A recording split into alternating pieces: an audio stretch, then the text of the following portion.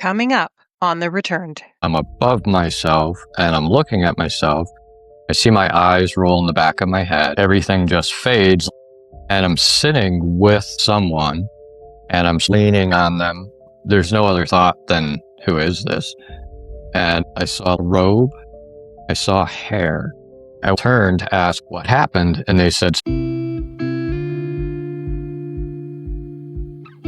Hi, and welcome to The Returned.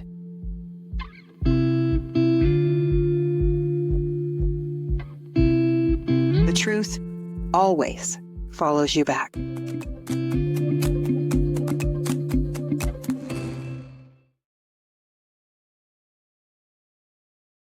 Hi, and welcome to The Returned, a place where we share near-death stories, out-of-body experiences, spiritual awakenings, signs from spirit, and the journeys of healers and lightworkers from around the world. Today, we sit with Steve Noack, a quantum healer whose life was forever changed after a near-death experience at a young age. Steve, welcome to The Returned. thanks for having me on. You're so very welcome. Steve, before we get to the heart of our conversation, I like to ground the audience in what your life was like and if religion or spirituality played a role in your upbringing before your turning point. Sure. Yeah. Our family was not religious at all. Okay. The one time I went to church was to be the ring bearer and the flower girl cried, and that's what I knew about church, and that was it. Um, our grandparents weren't religious. There was no background or basis to draw my imagination on when I had the experience. And we grew up moving a lot. There's a lot of tumultuous things and some traumatic childhood events besides the accident itself. Interesting, isn't it? Hmm. So, from that foundation, can we gently move into the moment that changed everything for you? Sure. Well, I was 4 and I was on a big wheel, which is a very small plastic tricycle of the 70s variety. And I was across the street from my house, and my brother had come to the sidewalk from the side where our house was on, and he called me to come home. And he said, "We're going to the mall, actually." And I just saw toys light up in my head. And I was at the top of a sloped driveway, and I just kind of took off in between two parked cars, and I didn't see if there was a car coming, which there was. The woman hit me. She was actually drinking, so she didn't know she hit me. So she just kept going, and I went underneath the car. And from what I was told, is my big wheel was actually what kept me from making it worse, kept me from going under the tires. And to me, it's like the memory of a blur. And and before we go into it, it's probably important to note I was 4 and it was hard to intellectualize all this stuff just fresh coming out of it.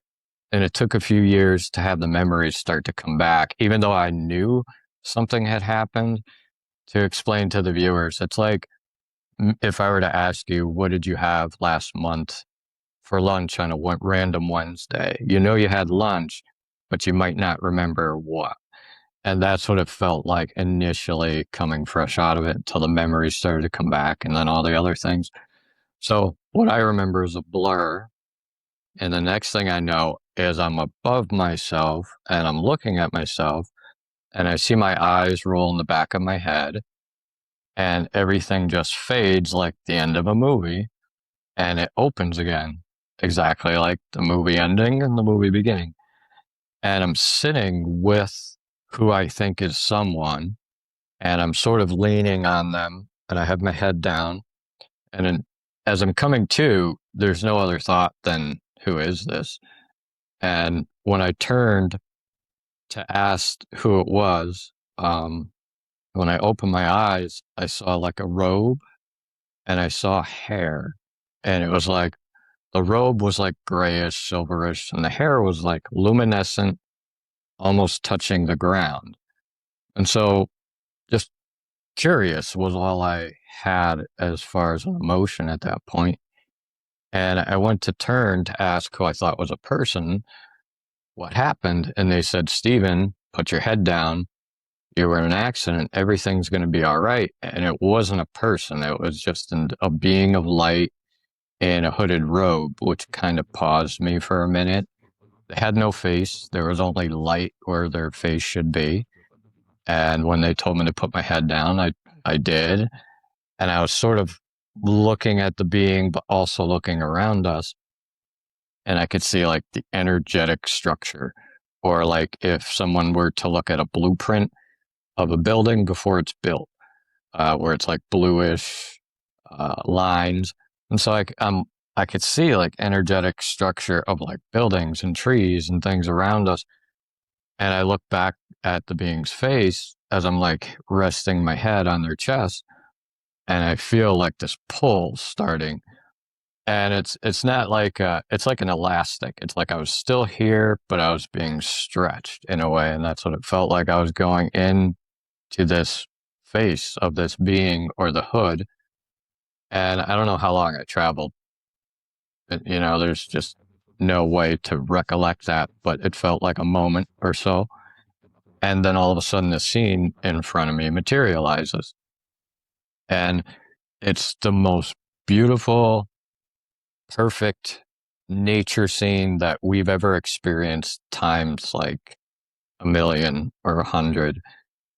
I start to see rivers and meadows and flowers and trees and paths. And I noticed that the colors of the flowers are kind of like moving and alive. They're like vibrating. And I got the sense that they were like their own beings. And I'm just witnessing the vibrancy of this place. And the only way I can explain it is it's like living inside a glass tube television, and then all of a sudden you got a 4K high definition television. Like that place was alive, and more alive than anything I've experienced in a body. And so I noticed the colors. I noticed how crisp and vibrant everything is, and the rivers, and how clean and beautiful. And I noticed there's people kind of around, and it's starting to look like the greatest celebration that I've ever been to. Like I'm starting to get the sense that these people are having fun here. This looks like they're playing and they're playing and they're having fun. And it's starting to like get into me in a way. And I noticed these two figures playing to my left, and there's a little girl and an elderly man, and they're playing, and I'm like, this is pretty awesome. And the little girl lets out a laugh, and it just kind of travels to me and touches me in the center of my chest, and it just boom, totally became me. And somehow in an instant I knew that in I came from there, it was my home, that everything came from this place, that I was love. It was like the love I was witnessing suddenly became me. And I knew I was home. And I knew that pain or suffering or hate couldn't exist there. It wasn't that it didn't, but I had some kind of download where I knew it wouldn't be able to manifest because the frequency here or the energy here was too strong. There was too much love. It was too pure. And so when I got that, like no hate, no pain, no suffering, uh, none of that, I just expressed that I was home and I want to stay here. And that's when the voice of the being, who is kind of like standing off to my backside now, says, it's not your time yet. We have other things to show you. And as soon as the being said that, it was like somebody pulled away a Broadway curtain, and that scene just went away. And I'm standing in kind of a dark room, but it's more like a dimly lit night sky without any stars. And so I'm just standing there for, I don't know how long. It could have been a few seconds. It could have been minutes or hours. Who knows? And I'm standing there and I notice these lines start to form in front of me. And they're going straight down and straight across like a grid pattern. And I think to myself, and the being is no longer with me, to what I can recollect, to what I can see. I think to myself, what's this? And I'm answered, this is the quantum field. This connects all living beings together as one. And I'm like, okay. And that fades. And then I notice something up. I guess if I could perceive it in my way, it's up and to my left, and it looks like a credit card, and it's actually missing a corner, and it has circuits on it, like the motherboard of a computer or electronics. And I think it's glowing, and I think to myself, what's that? And then I'm answered, that's your divine blueprint. That's the original image that you were made in. Everyone has one. And so, okay, that fades. And now I'm in this other scenario where I see this column of light come down in front of me, just come straight down.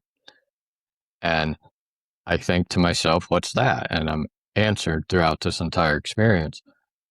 And that's when the being says to me, this is you as you enter your experience, but you're going to spend your energy to have an experience with material reality. And but this energy will be available to be reclaimed or recalled back, in a way, is what they were saying. So this column of light comes down as the being answers me and says, this is you, your energy, as you come into the experience, and you'll spend your energy to interact with reality. I see these cords of energy leave this column of light and they go to this screen that's kind of like, I start to notice this screen that's 3/4 surrounding me. And it's like the energy's being deposited in the screen. And so I'm like, okay, I'm just curious, where is that going? And I look at the screen and I can see what looks like, I guess you could say, memories. They looked like little TV boxes with like little memories. Some were blank, some were full, a lot of empty spaces. Um, and then that's when the being says, this is a life review, but you won't have yours now. You'll have yours while you're living. And people do not have to die to have a life review. And you'll call this ascension, okay, or soul retrieval. Um, so they didn't give me the soul retrieval part. That was kind of added later. They did say ascension, and then that came in super handy later when a lot of coined terms were coming up in the spiritual awakening community. And so I have this experience where I'm told I'm this column of light and I'm going to interact with reality, but that I can get my energy back after I'm done. Um, After that fades, that just fades away when they give me this kind of scenario. I see a triangle just come straight towards me, and it stops in front of me, and it's lit up like bluish white, kind of like the lines of the quantum field that I saw. And I think, what's that? And then that's when I'm answered. This is Father, Mother, Son. Make these three one. And so I came later to learn that that was a very advanced quantum physics theory called a triangle singularity, and that it came into play in much later. And so they tell me this triangle is the Trinity. Some of it I had to figure out later how that related to me and what it all meant. Um, they tell me this is Father, Mother, Son, make these three one. I also figured out it was about polarity and positive, negative, and neutral, and 0 point energy. That stuff came later. So I have those wild experiences. I wake up and I start asking my parents a couple days later in the hospital what happened. I had broken ribs. I still got the bump on my clavicle. I had a broken shoulder blade. I had road rash from being dragged down the road. Um, they had to open me up. So I have a big scar here where they had to check for internal damage. And I was tiny. So again, the woman didn't even know she hit me. Um, so I go through that experience. I wake up and I know something happened. So when I ask my parents what happened, there's like this curiosity to find out what happened. And they're like, you were in an accident. I'm like, no, what happened? Something else happened. So it was like that for a few years.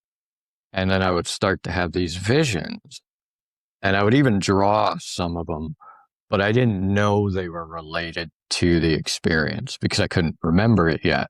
So I'm having these visions of this line that runs through the center of everyone's chest on earth that connects everyone. And some people are lit up like light bulbs and some people are not lit up. It's almost like some people were offline and some people were online, but they were still all connected. So I would have those visions. My parents brought me to an eye doctor pretty young because when I would have some visions, it was like my vision would scramble. It was like I couldn't descramble the code or something. And so it would scramble and it would go away. It would scramble and it would go away. So I went to an eye doctor and they're like, oh, you're fine. We don't know what's happening. And so I was always extra sensitive. And a few years later, I started to get the memories coming back. And it was like it was a win for me, for myself to know because I knew something had happened. When I think about the accident before the memories came in, I'd get emotional and I'd have a lot of reactions. And so it was a win when the memories started to come back in. Okay, I sat with this being. What did we talk about? What did it mean? And then it all started to just flood in, probably from the age of like 10 to 14. That's when everything started to just come back in. I tried to share it with people. I didn't know why, but I felt like, okay, this is important. I need to tell people what I experienced, but I didn't know why I needed to tell people and realized really quickly to hide it, to not share it with people. Um, and it became something that made me feel even more awkward than I already was. And so I wasn't going to bring that out. You're already challenged to fit in. So I tried to tell my parents. I might have tried to tell a friend or two, but I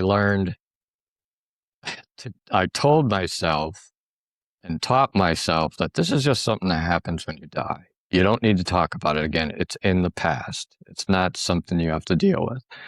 And that's what I told myself when I stuffed it down. And then I went on to, and this is important to note, flipped my car over when I got my first car 5 times at 80 miles an hour, ejecting 2 people out of the vehicle. Everyone survived, landed on the grass, got up and walked away with no seatbelts.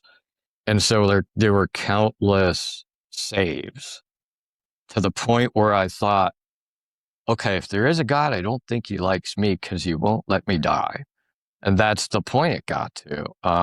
Falling off a cliff, 2 big scars going up here. But I played sports. I crashed 2 motorcycles. I crashed a couple cars and I was in some accidents that weren't my fault. So by 30, 35, I would wake up like the Tin Man and the pain was excruciating. And it got to the point where I didn't want to be here anymore. I'm like, if there is a God, where are you now? What did this matter? What did it mean? Where are you now when I need you? And so I became a hardcore skeptic, like, prove it, show me, because I became so cynical after my experience and all the pain that I encountered. Then, should I move on to the next chapter where in 2008 they finally returned? Yes, actually, that would be good. Yeah. So in 2008, now this is 30 years later, in the darkest period of my life, I'm racked with pain. I go to have an elbow surgery just to clear up some scar tissue from like sports because I played a lot of sports. And I'm going in there and I'm feeling like ultra panicked and I have no idea why. I never had panic attacks in my life. So I'm going in there and I'm feeling this like I need to get out of here. And I didn't know why I felt it. But about a few seconds after I started to feel that, I tried to sit up and something stopped me. And then that's when I heard the voice say, Steven, put your head down. Everything's going to be all right. And it broke the dam in my brain. It literally broke my reality in that moment when I realized that's the being from my NDE. It's real and I'm awake. And it was very different when you're awake and you make the distinction that this being that spoke to me at 4 with all the mystery behind it and during my NDE that I had to hide is now here speaking to me. And so as I say that, I get chills. But so the being said, Steven, put your head down. Everything's going to be all right. And I kind of went, what the was that real? Because I kind of knew right away from the voice and what they had said to me. I recognized it. As I recognized it, something happened in my body. This warm energy started in like my chest and I could just feel movement going like this. And then it just spread out and encapsulated me in the warmest love, the closest feeling to heaven, like I was back there that I had experienced. And it went all the way around my body. And it was literally so strong, it pushed me back down. And then I was like, yeah, everything's going to be all right. And when I made that distinction and I sat back down and I said, yeah, everything's going to be all right, it was like somebody hit rewind on a tape reel in my mind and all my memories started going boom, boom, boom, boom, boom. And all these feelings that were kind of separate but associated. And so it was like chills and energetic jolts and all these uncontrollable memories just passing by. And to tell viewers, it would be like if you were to remember a memory and what it was like in your mind, except it was like boom, boom, boom, just happening on its own. So I calm myself down. I go in and I have the surgery. A few days later, I I'm awoken in the middle of the night by these balls of light in the corner of my room that started out as one, but throughout the course of a few days turned into more, like 2 or 3, and it looked like plasma, and which is not quite solid, but and so it was like bluish, like the lines that I had seen during my NDE, bluish white almost, and they were just slowly moving. And I'm like, is that real? Because at this time I was a store manager of a well-known video game store. And so that was me. I learned to shut everything down. If there's something real, it's got to prove itself to me. Well, that was happening. I'm like, is that real? And so I went and I turned on my lights and I turned them off. And I'm like, I'd shut the window. And I'm like, it's not a reflection. I went through that until like 3, 4 in the morning for a few days until you just need sleep. I'm like, well, if you're not going to hurt me, I'm going to sleep. And that's kind of what I did. And I went to sleep. Over the next couple of weeks, I started to see other energies. I started to have psychic experiences at work that I couldn't control and I couldn't explain. Uh, Telepathy. I started to feel people's pain when they would walk in, and then the pain would leave. And how I figured that out was literally asking people after it had occurred to me so many times. I'm like, I got to figure this out. I'm just going to ask. And I was the manager, so I could pretty much do what I want. I'm just going to ask the next person that comes in if they have a pain and I feel something, that if they have pain in their knee or whatever. And 9 times out of 10, it was like, yep. And the 1 out of 10 just turned around and walked straight out because I think I kind of freaked them out. But I was trying to grip reality here. So I'm noticing rainbow energy. Just I'm walking around, I'm like, is that a rainbow? But it was energy and it wasn't anywhere a rainbow should be. It was like inside and it was over here. Then I started to notice like little silhouettes and started to have interaction with like human spirits. And I could hear them, but not quite hear them. And at first I thought I was being haunted. I didn't know what was happening. Um, there was a period there where I was very like, leave me alone. I'm trying to, whatever's going on, I'm trying to just be a dad and go do my job at work. And I don't think it was going to happen after that. And so the telepathy started, and I figured that out by doing exercises and testing it. And there was a point where I had a time loss or like a time slip.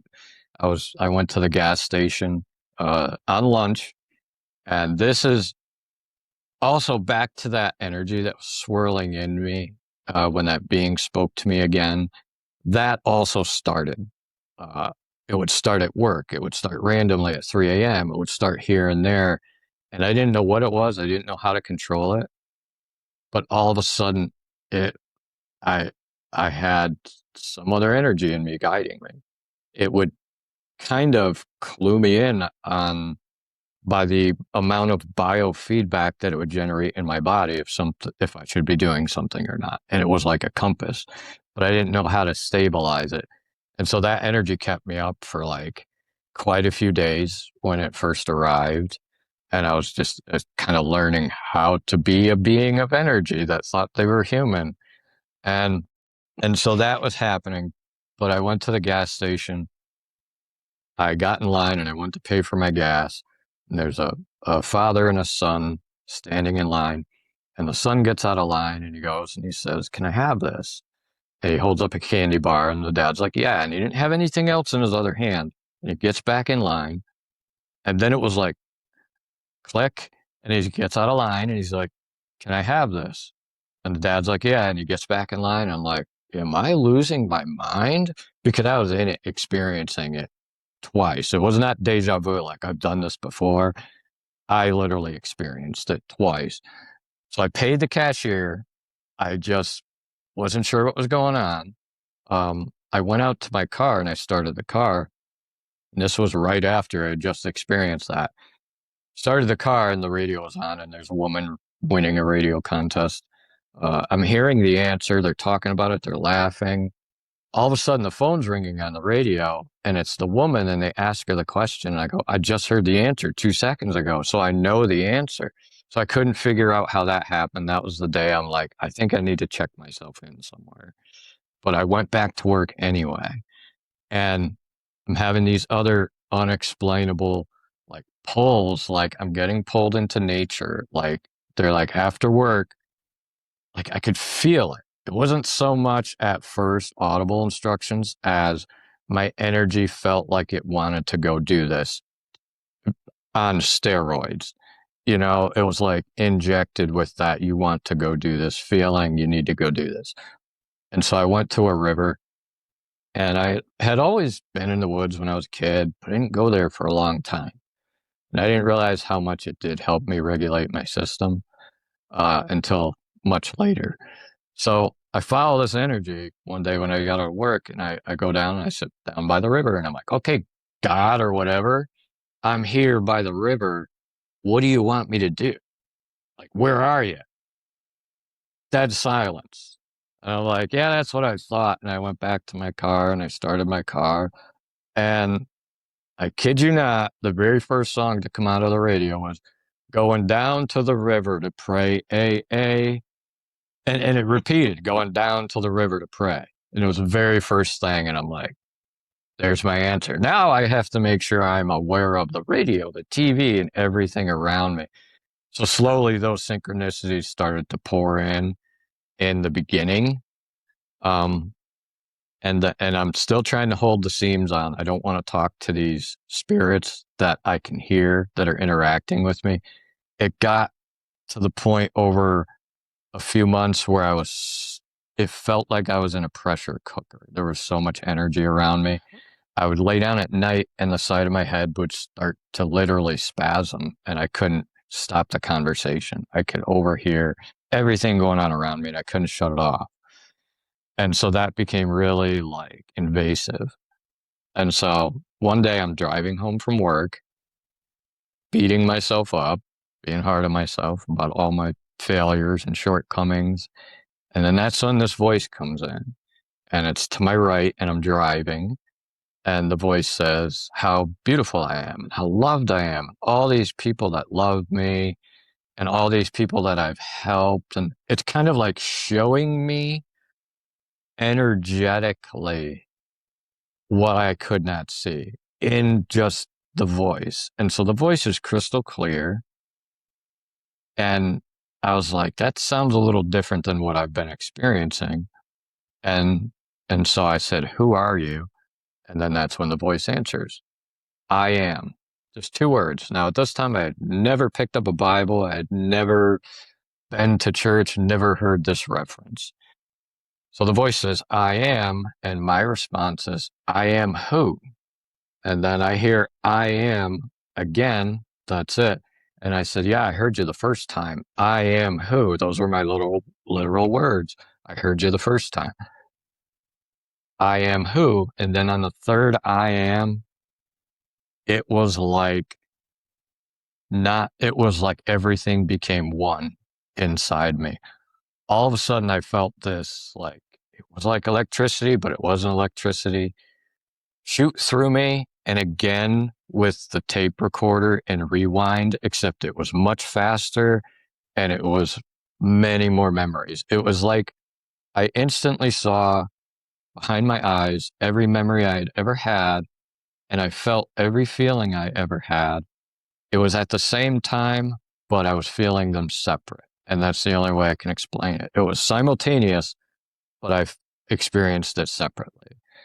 And so as soon as this happened, I couldn't control it. I just started crying, crying, crying, crying. I had to pull a car over in the parking lot for like 15, 20 minutes. What was that?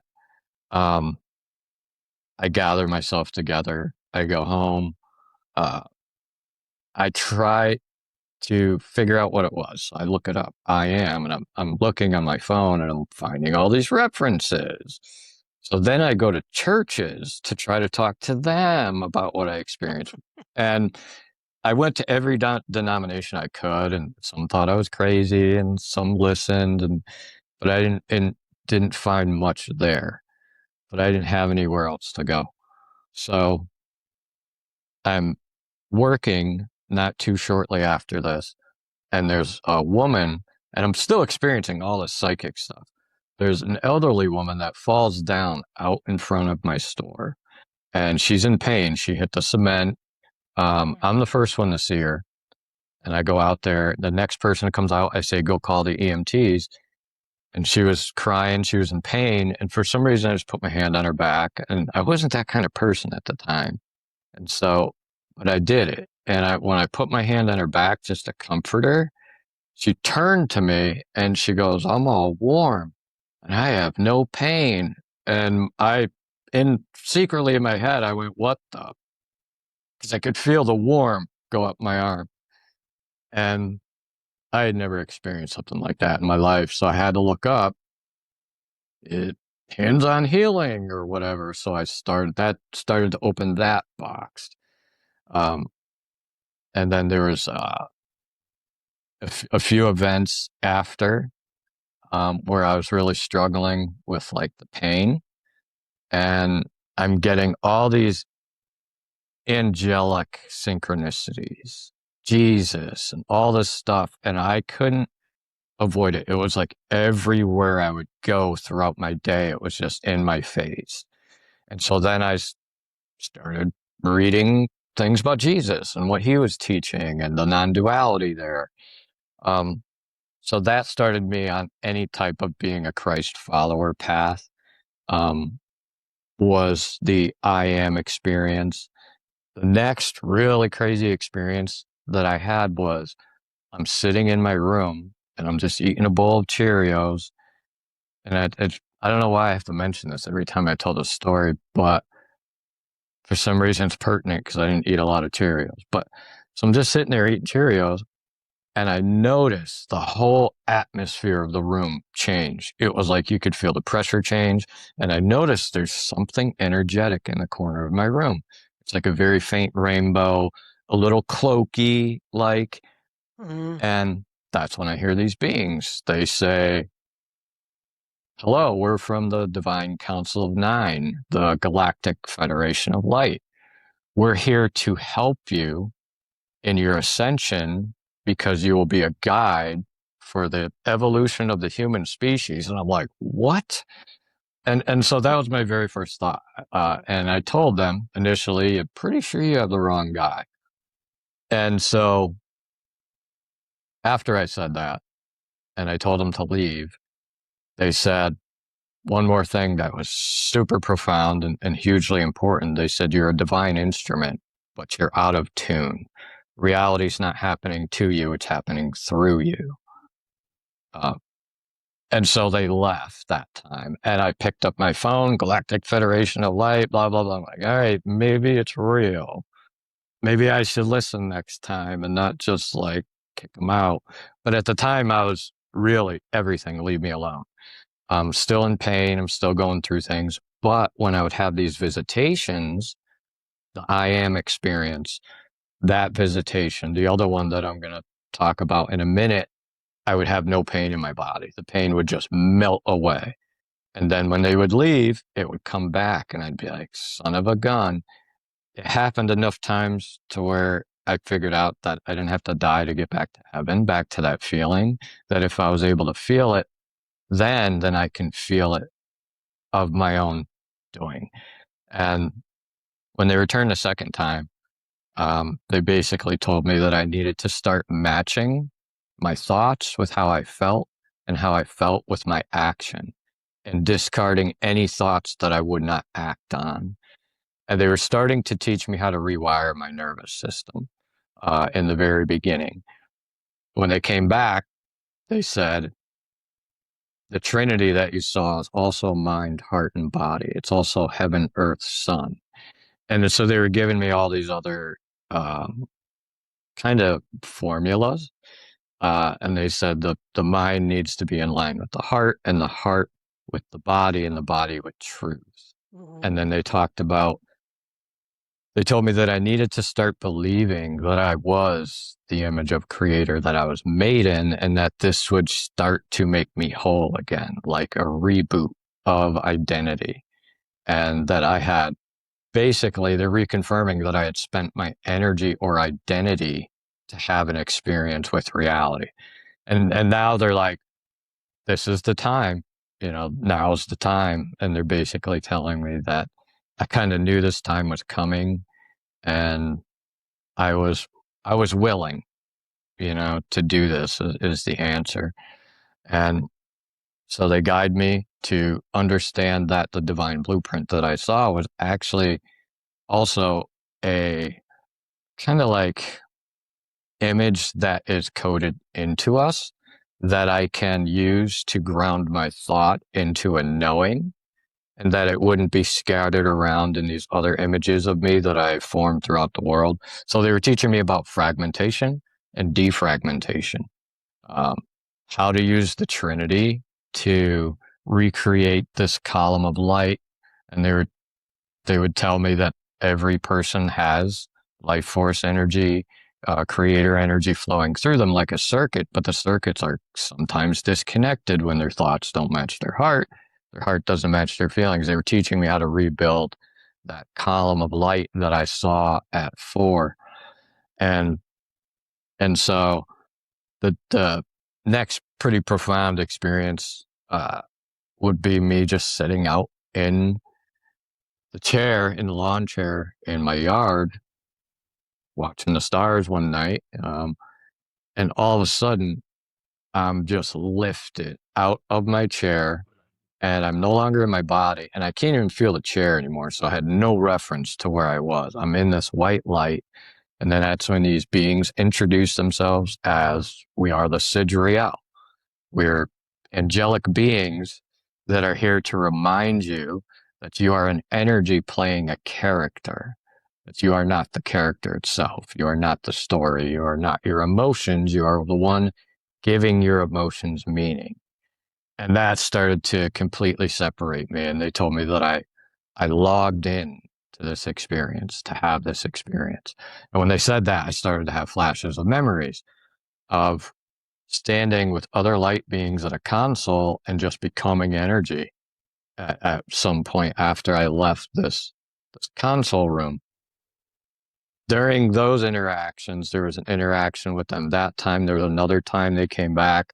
It told me that I was like a computer, that I had an operating system and a hard drive, that I needed to uninstall some of these old programs, and they would teach me how to reinstall the new programs, which would be my divine blueprint, my divinity, basically. Kind of returned me to order, if you will. It was a little out of order. So they came back as they would visit me, and I would have these either Arcturians or these other beings visit me. I would have these dreams, these lucid dreams, where I would be on the ship. And the first dream was in a medical bay, and they told me they had to do something before I could go through the other parts of the ship. They showed me pods with like the souls of these intelligent children that would be coming in to help humanity. They walked me around the ship, but I'd wake up. It wasn't just a dream. I would wake up covered in sweat just when I had those dreams. And so after a while, I'm like, I'm being taken somewhere. And then that didn't stop. I had people messaging me saying, hey, you showed up in my meditation. Hey, you showed up in my dream. Hey, you showed up here. Hey, you showed up here. And all these other weird things.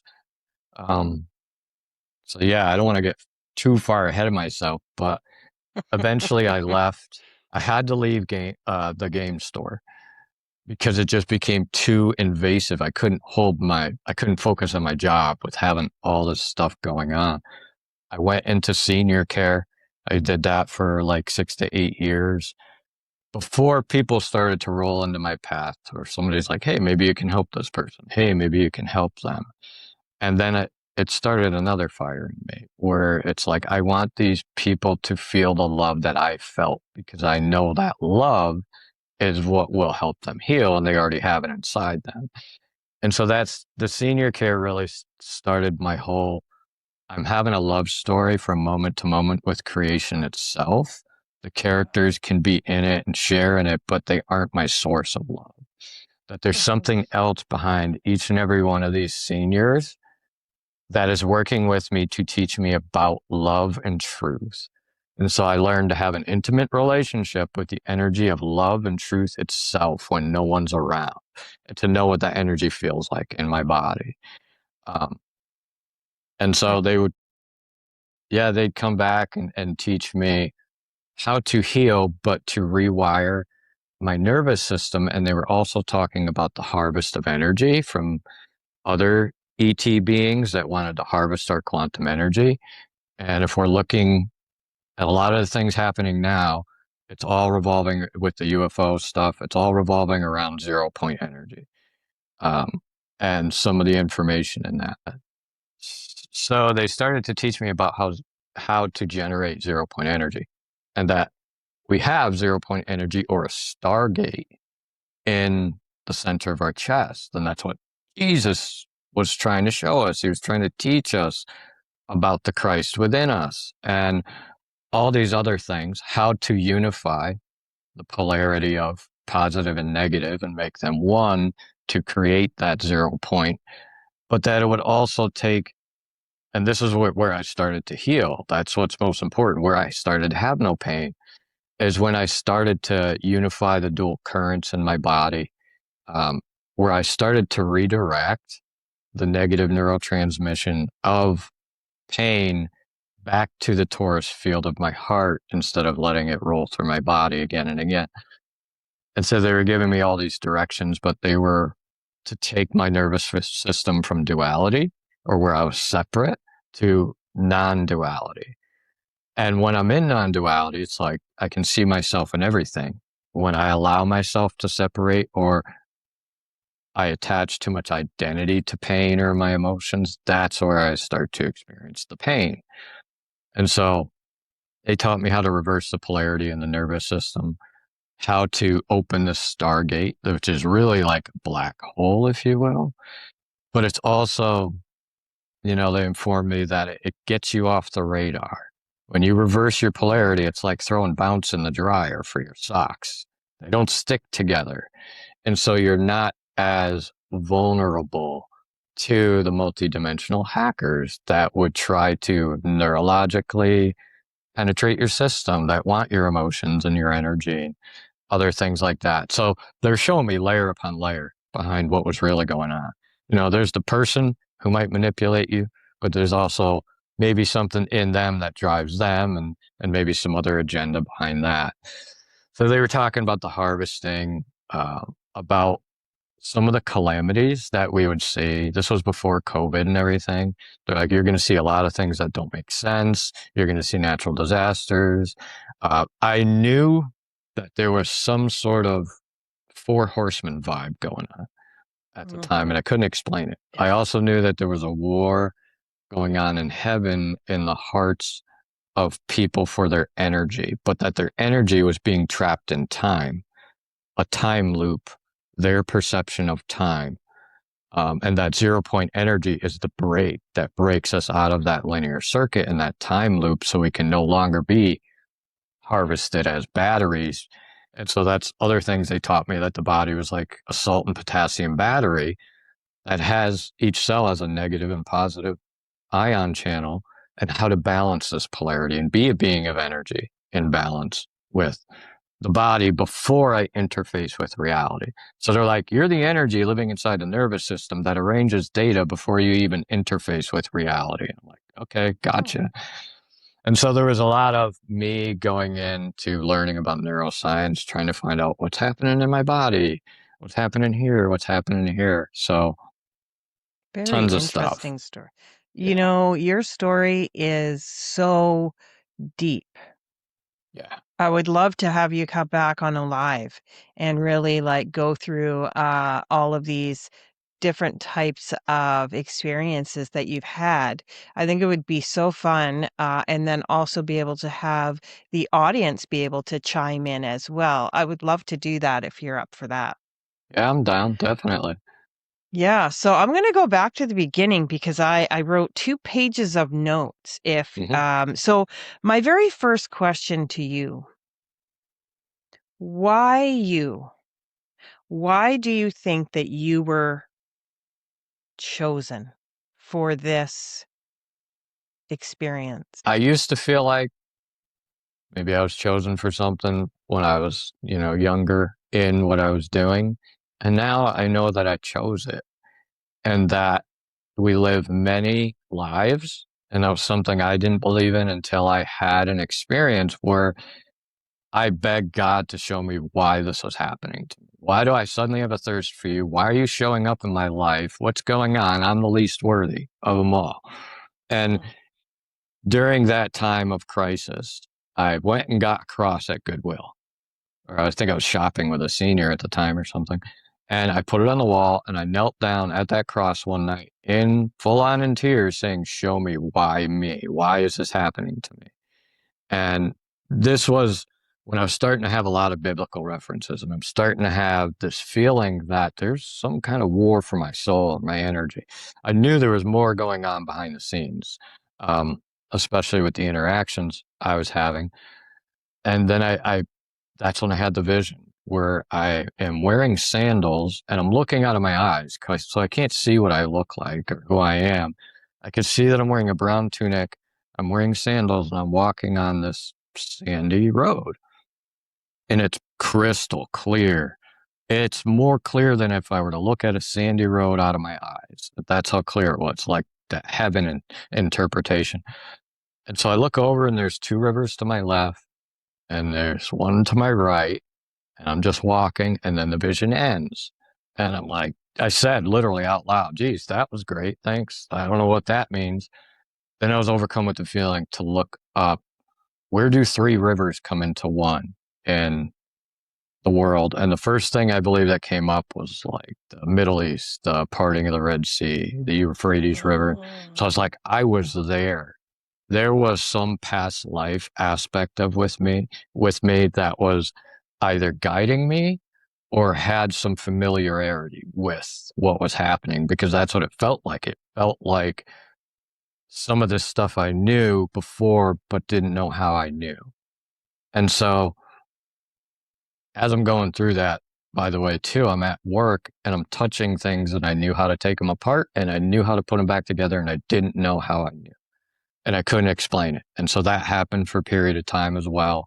But that was the first time I became open to believing there could be a past life. And S- that's when I read into Rosicrucianism. I believe I chose it over for my soul journey. But that time was not an issue unless it was an issue to my human mind that I can do this when I came to finish uh, throughout many lives. And so that's where I mm. got into Rosicrucianism that speaks about us leaving clues for ourselves in the next life to remember and piece together that. I have to interrupt there because I talk about this quite a bit on this podcast because I have left spiritual breadcrumbs for myself as well. And that's it was so apparent. It was more apparent after my Mm-hmm. NDE. I feel like the NDE activated me. And that was my next question for you. But I also wanted to touch on, I was also one of those people that could take things apart and put them back together. And back then, I didn't have a computer. I didn't Mm-hmm. even have books, and I don't know how I would know how to do it either. And I would do that always. Like back then, I would take the VCRs apart. It was so strange for me to do something like that. And but I would do that and I would get them to work. Like it would everything. My dishwasher. I remember taking all the pieces out of the dishwasher and it wasn't working and getting it to work again. How do Mm-hmm. you do that without books? Like now we just look on Yeah. YouTube and you can find how to do anything. But back then, I mean, there wasn't even internet. Yeah. Yeah. I knew the You same can't types of explain it. things. There's no way your No. logic mind is gonna arrive at a conclusion. Yeah, and there's very a few similarities that I have with you there. So I really can understand. Like I can understand inside kind of what you were going through because I was going through similar things as Yeah. well. But touching on that NDE, do you feel that your NDE after what, or maybe I should say, do you feel your NDE was an activation at that time that took place after? Yeah, I Yeah. believe it was a type of uh agreement or activation Mhm. to happen at that time. I don't know if it had to happen that way, you know. It's the question of why me, it's always like you were willing. You're willing. Mm. And I am willing, no matter how many lifetimes it takes to finish the circuit, if you will. But yeah, Are you living your purpose now?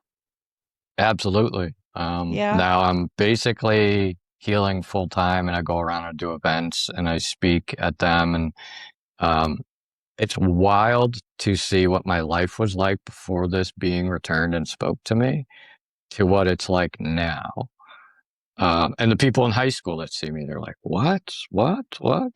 Um, but it was We're different something. people. It's like you just Yeah. change. You're Yep. completely changed, right? Yep.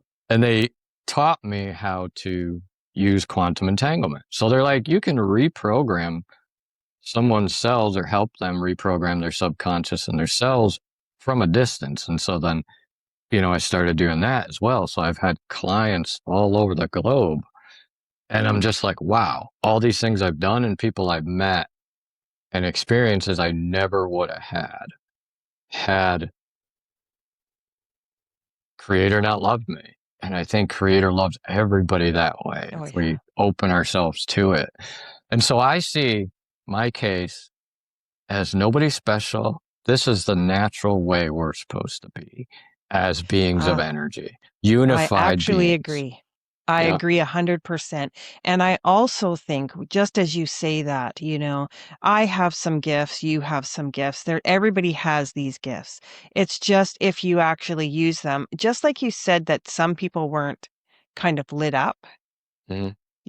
I agree with that as well. But nobody's gifts are more significant than others. Right. And that's kind of what I have inside of me. Um, like say I'm going to say like this, like my husband often says, "Well, what's my path?" Well, maybe your path is just to I don't know, dig a river, whatever, right? But just because you're doing that and say I'm doing this, Hmm. there's no greater. We're not I'm not better than you. Yeah. My experience is not more Yeah, important than you like having yours. it all is the same. It's just everybody is actually contributing to our humanness and our Hmm. consciousness, I feel. And Yeah. wherever your path takes you, right? Right. So after everything that you've experienced, how do you now understand consciousness beyond the body? And another thing, where are we then? And like, where are we right now?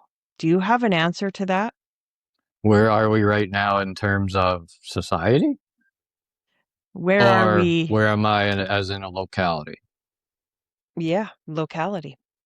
Okay, Hmm. so that would be dependent on the grounding in the sense of my identity as to where I am dimensionally, because we're in a multi-dimensional landscape where I'm going to have different selves I might wear to work, a different self I might interact with friends with. Uh, People who go through things can have many different selves to protect themselves. So they could be there in an alternate reality, living some type of loop in their mind that's not even real. Meanwhile, they're not in their body, so their body is kind of drained of its potential. But that's short circuiting the battery, et cetera, et cetera. Where I am now is kind of dependent on where I place my thought. Now, I want to place my thought in the moment of now with love and truth, and there all of me will be. And that's the goal, is to have me present in every moment of now that I experience, and not my mind going to the past to try to reconfigure data that can't be reconfigured into truth. Um, so we are in a beautiful moment in time where there's so much happening and so much evolution occurring beneath the surface, where our minds might judge this cleansing or this fever. But the fever is there to work out the infection from the body and to work things out from the body. And it's much like that with the collective subconscious.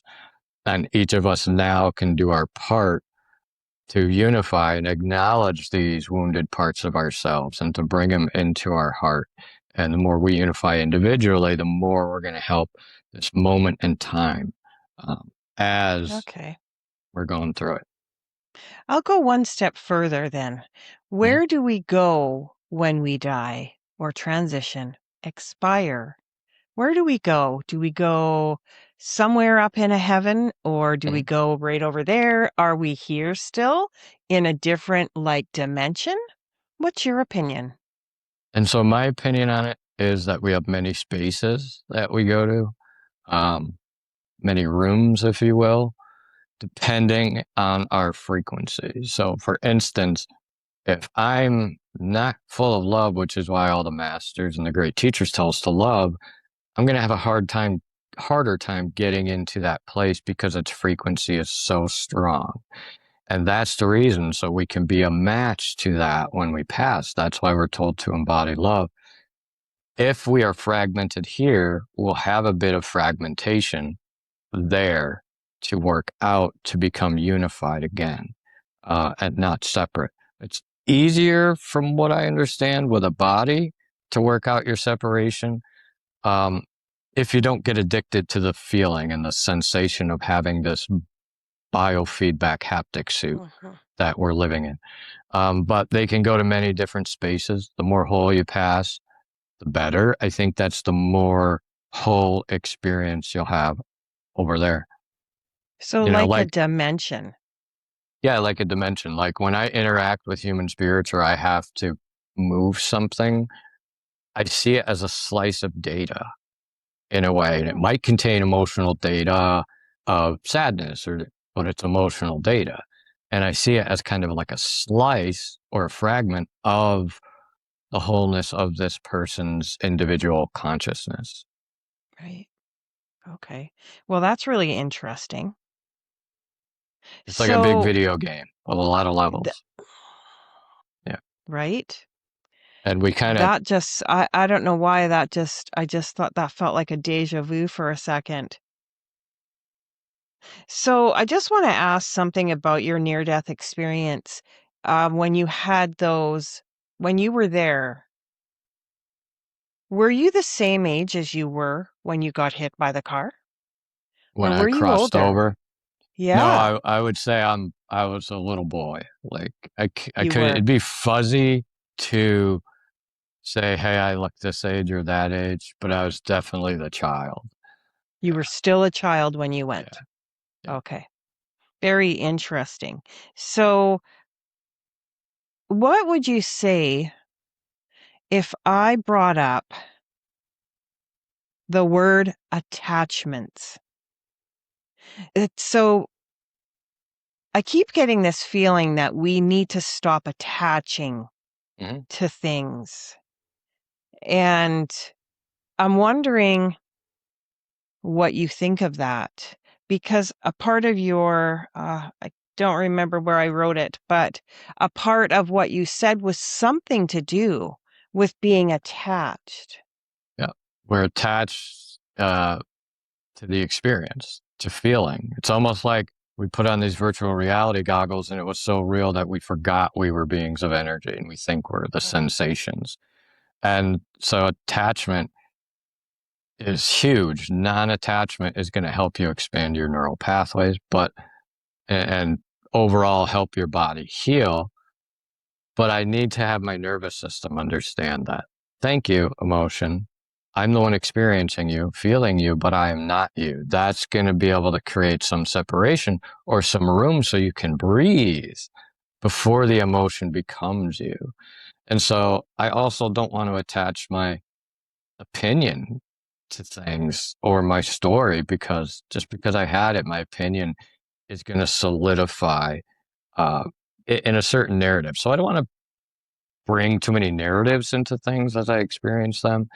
And the non attachment can be looked at as either minimal living or minimal, having less things, or it can be looked as looked at as I'm the one experiencing reality happening through me, not to me.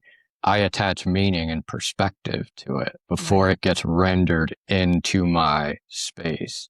right. And so non-attachment is important to have that. You want to practice an expanded sense of identity. I want my identity rooted in something above the world.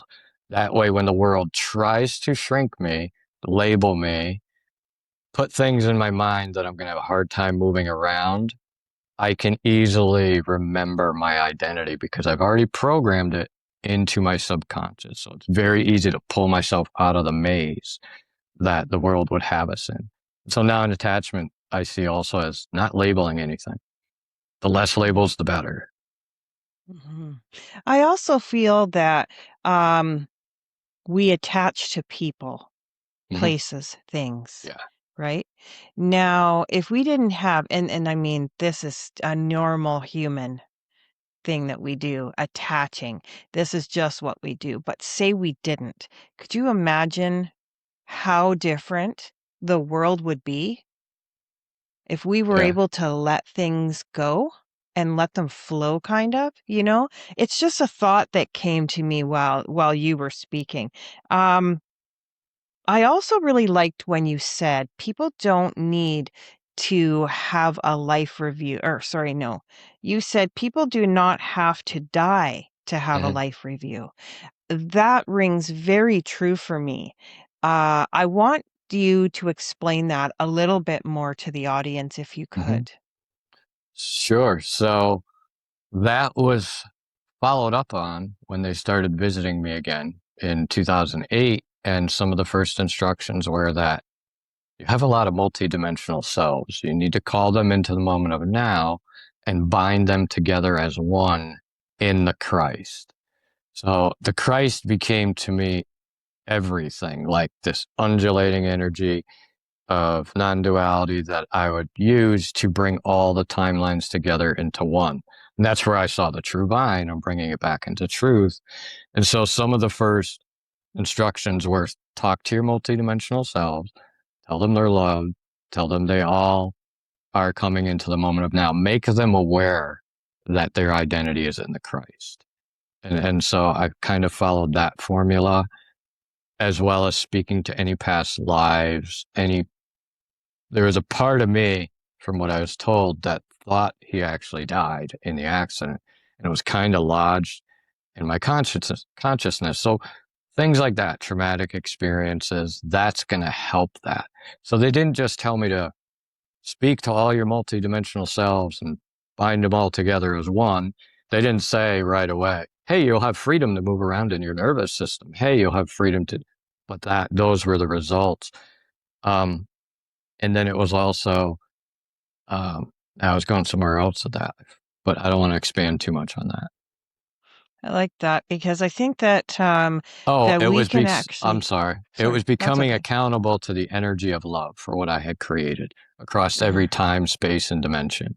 And that's where I became really, I'm like, I want it. Give it to me all. I went out and I got the Book of Solomon, and I began some real deep work into myself. And I said, I want to be accountable for any pain I created on earth in any time, line, dimension, or reality. And I started that kind of work. And that's what kind of gave me the review. And then I realized that I was clearing things for my family, and it just, expanded from there. I was talking about binding multidimensional selves Right. together as one, and that would start my kind of accountability process and review. Right. So I think about the life review without having to die a lot. I think that we can fix ourselves by visiting the things that we know that are deep down that show itself to us all the time. And we could really benefit from letting go again of some of those traumas and some of those hardships that we have inside, those things that we've done to wrong others, people that have Mm-hmm. wronged us, we can forgive. Those are things that we can do while we're alive on this earth. Mm-hmm. And I find myself thinking about that a lot and how that could be very beneficial for people. Yeah, But that's just my thought. no, that's beautiful. It's right on. And another instruction was thank everyone that I ever shared time with in my experience, send them love and forgiveness, and ask for the same return. And I didn't know, just doing those few actions a week, the result it would have in the release of emotional charge or the things I held against people, family, things like that. And so I was beginning to discharge this built up emotional residue that was really having me out of balance, um, in how I viewed reality, because I was looking through like a dirty lens because of all this built up stuff. And so when you start to understand that you're a being of energy that's going to experience reality through what energy you embody, you get curious on how do I go on a spiritual diet? And, I want to know where lust comes from and where this comes from and where this comes from. And I went on a super deep dive as to why can't I say no to this? If I'm not wanting to participate, then who wants to participate? So I got extra curious about frequencies and energies and stuff like that. So, Steve, how did this experience change how you show up in the world today? Mm. I know that I will never have any same moment twice. Whereas my mind before the coming back around and again, I was always in the past. I was always in the future looking for things instead of being in the now. And that's where we get drained of our potential to manifest and quantum leap into a life we want to live. Um, and so now I'm aware to be fully present with love, to be fully present with truth, is to experience creation in all its glory. And when I'm there, I can see myself in everything. I can recognize a part of me in everything. When I'm not there, when I'm in the past trying to fix something, which the past never happened, it was all the moment of now, then I'm outside of my body. The world is not the same. That's beautiful. May I ask, who was the voice of the being? Yes, they were an angelic being that identified themselves much later as an Elohim, which I had to do biblical research on and other things like that. But they came into creation in the beginning when the one became three and the three became seven. And so they would come back and teach me about the seven lampstands, the seven churches, the seven angels in the book of Revelation, the seven demonic princes. And so I got this deep dive into polarity and non-duality and how pain or love could not exist without pain because you wouldn't even know what love felt like. You wouldn't know its value. Same with love and joy. So they were teaching me, they're like, this is all God. Um, so yes, they are angelic beings. Yeah. Do I want to call them an ET? Do I want to call them this? I don't know that I need to, but I know that they were pure love and that they led Mhm, me to know Jesus and the mhm. Christ as something in me that I should have a relationship with every day, even when nobody's Yeah, around, you know? that's right. I agree with that. I 100% agree with that. That's where I have been brought to as well. It's like I read some comments and they're like, you can only, gotta go to church and you've got to do this. And I don't go to church, but Mm. I have a relationship with God, Jesus. I've Yeah, got the relationship. It's personal and it's mine. yeah, And I like it that way. yep.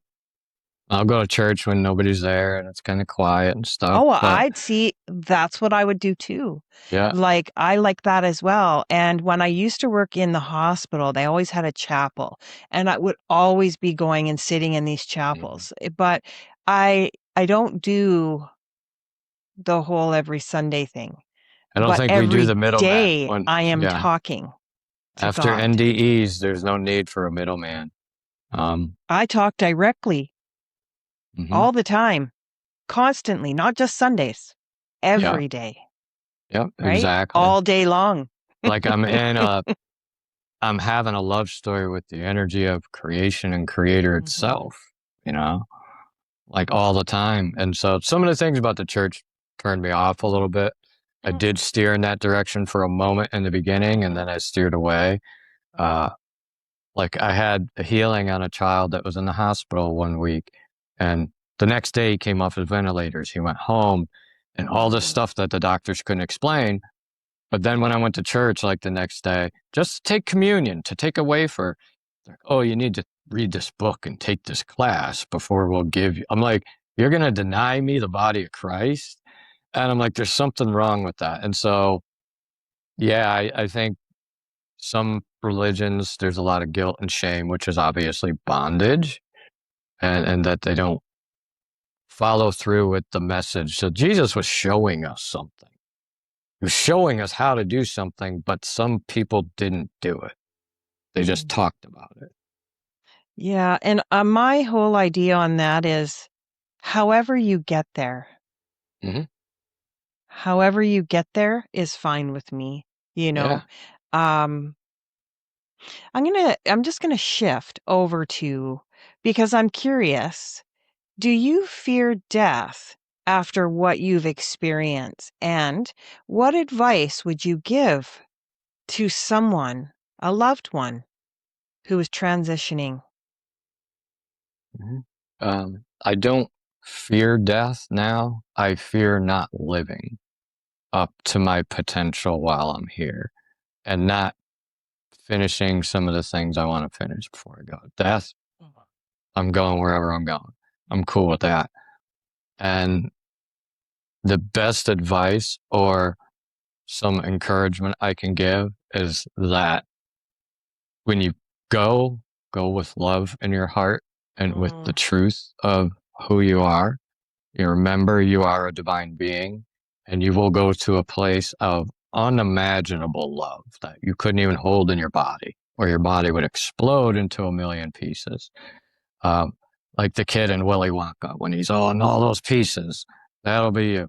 But we're all going back to a place of love. However, it's interpreted, it's not going to be when I talked about earlier, well, this person go here, this person go, you're still going back to that place. You might just have a little piece of you over here. And they're still connected, even though, even how we are here in our bodies, but might be separated a little bit from ourselves. So you are going to that heavenly place, no matter what. That's your home. And I can tell you it's more alive than anything I've ever experienced while in my body. Beautiful. Just beautiful. I love that message. Absolutely. Mm. Wow. If I was to ask you, do you feel humanity is waking up or they're shifting into a more of an awakening state? What would you say? I would definitely agree. Um, just look at all the vegan restaurants now. That's indication, right? So, um, they're definitely waking up, and this is the time period for them to do it. There's so much help coming in to expand and ignite our awakening and the identity of that divine spark in us, where we remember who we are more than just the body. Um, but they're definitely going through it, and each person will go through it on their at their own individual pace. It's important to know not to push others into the light, to show them the love and the light, and allow them to come to the love and the light, but never to push it on them, because each is experience will be individual, just as you experience individual days and references to certain events. Absolutely right. And the best way to get them there is to remind them that they already were loved, already forgiven, already whole. You already had permission to be here and be human. You don't have to trade your identity to do it. No. Oh, I absolutely agree with you on that. You know, Steve, wow. For those who feel like they would like to learn more about you, can you share your work, your services, or any published works that you have and where people can find you and connect with you? Sure. You can get a hold of me at trinityquantumhealth.com. That'd be the word Trinity and then quantumhealth.com. You can email me through there. You think you can direct message. I do events. I do Zoom. I do in person if you're close enough, of course. But I also like to travel and do retreats and speaking events like that. But yeah, I also run groups as well for people who don't have any funds. It doesn't matter who you are. This is available to everyone because it is who you are. And you know, that's my way of giving back, where I run those groups every month where anybody can join, whether they can afford it or not. Or if you want a private session or individual, you know, you can see my website, trinityquantumhealth.com. And I've seen things I couldn't explain, you know, so I'm still enamored and I'm still in the wonder of it all, where I'm like, I don't know what's going to happen next. But so far, it's been pretty awesome.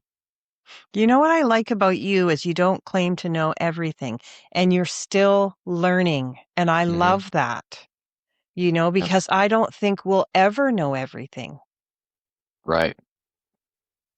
Yep. I'm always striving to learn to become Mhm. more of who I'm supposed to be. Mm, And, wonderful. doing that within the mirror of creation and understanding that all life wants to have a love story with me, um, whether I'm aware of it or not. Mhm. We're at the point in the show that I like to ask you the return signature question. So everyone returns with a truth. What truth did you return with that you would want humanity to know right now? That they were already chosen to be here. That is the number one, that you were already validated. You got the validation stamp before coming here and having the experience. So there's no longer a need to search for it in the minds of others. Begin telling your nervous system that I already am. And that's going to begin restoring your nervous system, your body into a state where it can heal itself. So yes, you were already chosen and validated. Just the fact that you are here proves that. Wow. Steve, your story is so deep that we haven't even touched the layers completely. We literally brushed over them. Oh my goodness. It reminds us, or reminds me, that even in the most unexpected moments, something greater can reach through and redirect life entirely. I want to thank you for sharing your experience, your light, your truth here on The Returned with us today. Thank you so much for having me. So welcome.